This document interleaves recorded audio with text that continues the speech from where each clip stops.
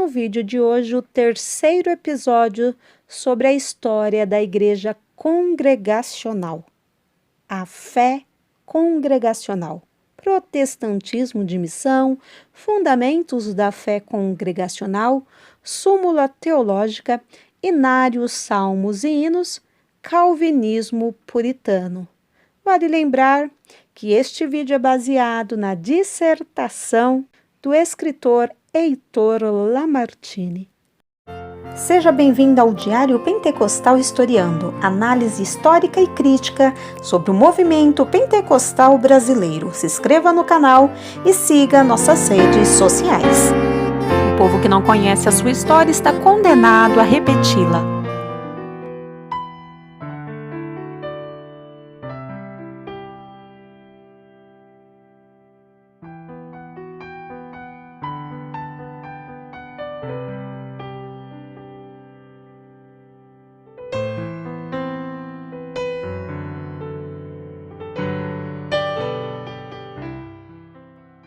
A histórica do movimento congregacionalista brasileiro está no pioneirismo do protestantismo de matriz evangélica em território nacional. Foi a primeira denominação a fazer uso no interior da filosofia protestante, da evangelização, educação religiosa, hinos e cânticos, cultos e cerimônias em língua portuguesa, visando especificamente a conversão de grupos locais de origem nacional. Décadas mais tarde, os resultados alcançados por aquele movimento de evangelização foram notáveis. Através do protagonismo dos Calley e dos fiéis da Igreja Evangélica Fluminense e Pernambucana, o protestantismo de missão fincou raízes e espalhou seus ramos no Brasil. Sua luta pela ampliação da liberdade religiosa abriu caminho para outras investidas missionárias protestantes. Além do mais, suas práticas evangelísticas, a enologia e formação de líderes protestantes fez ressoar sua influência no protestantismo brasileiro. Fundamentos da fé congregacionalista, tipologia teológica. O congregacionalismo no Brasil não possui o fundador, pois os congregacionais se consideram continuadores do modelo neotestamentário de igreja. Contudo, não há como negar que o casal Calley exerceu tal papel. A trajetória histórica do congregacionalismo brasileiro se confunde com a própria biografia dos Calleys. Então, o perfil excêntrico e o espírito independente do Dr. Calley, característico do puritanismo escocês, foi em grande medida absorvido pelo congregacionalismo brasileiro. As influências sofridas e as mudanças experimentadas por Calley marcaram sua história de vida, que se refletem no discurso teológico congregacionalista brasileiro. Por não ter se vinculado a nenhuma denominação, nem deixar explícito seus referenciais teológicos, ainda nos é difícil identificar com propriedade o pensamento teológico de Calley. Em linhas gerais, a teologia calleyana era expressão do calvinismo de raízes anglo-americanas avivalistas, podendo ainda ser descrita como uma convergência da teologia congregacionalista inglesa, metodista, americana e puritana escocesa. Calley era de origem presbiteriana, particularmente era avesso a organizações legalistas e centralizadas.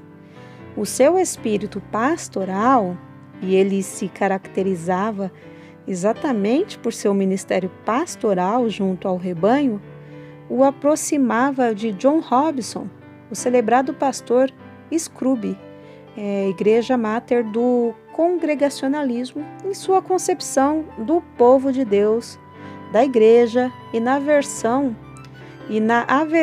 a contendas e dissensões entre cristãos. Então, assim, Ao criar a primeira igreja evangélica no Brasil, Calley se distanciou, da sua tradição presbiteriana rígida em matéria de ordem eclesiástica e introduziu uma constituição de tipo congregacionalista. Com isso, ficou expressada a independência da igreja local de qualquer assembleia superior, a corresponsabilidade de todos os fiéis no governo eclesiástico.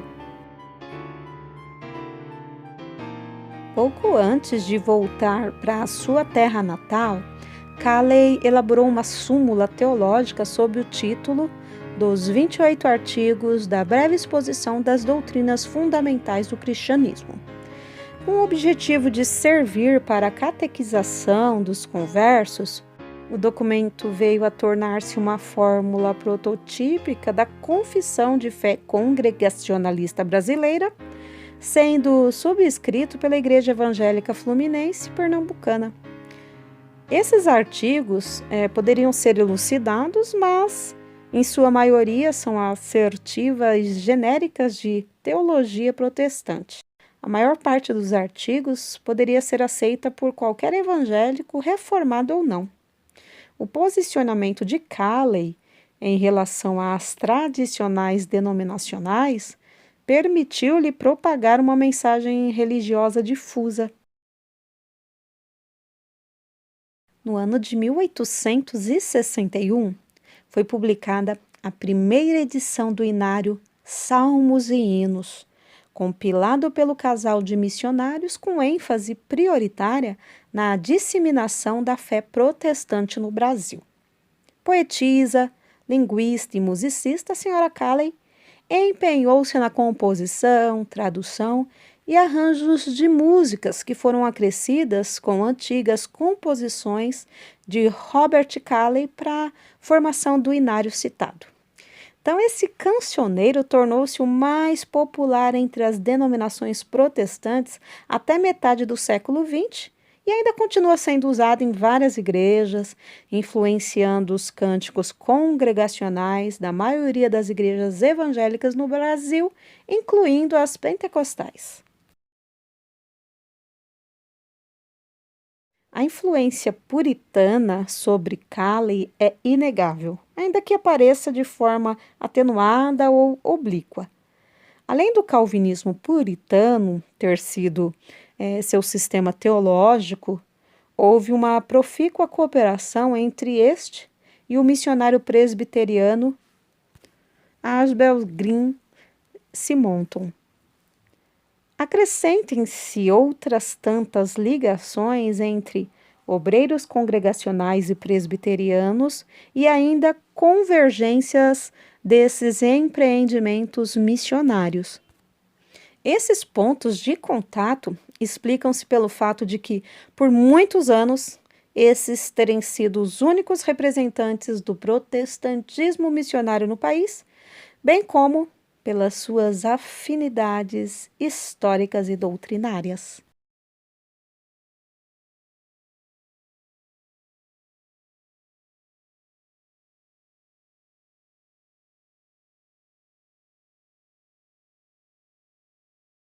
Não perca o 4º episódio, o culto caleiano.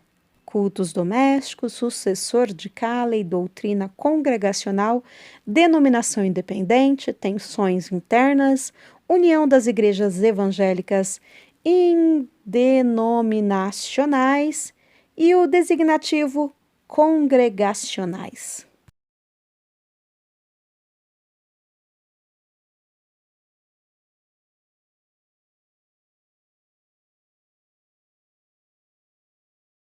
Porque nada podemos contra a verdade, senão pela verdade. Segunda carta aos Coríntios 13:8.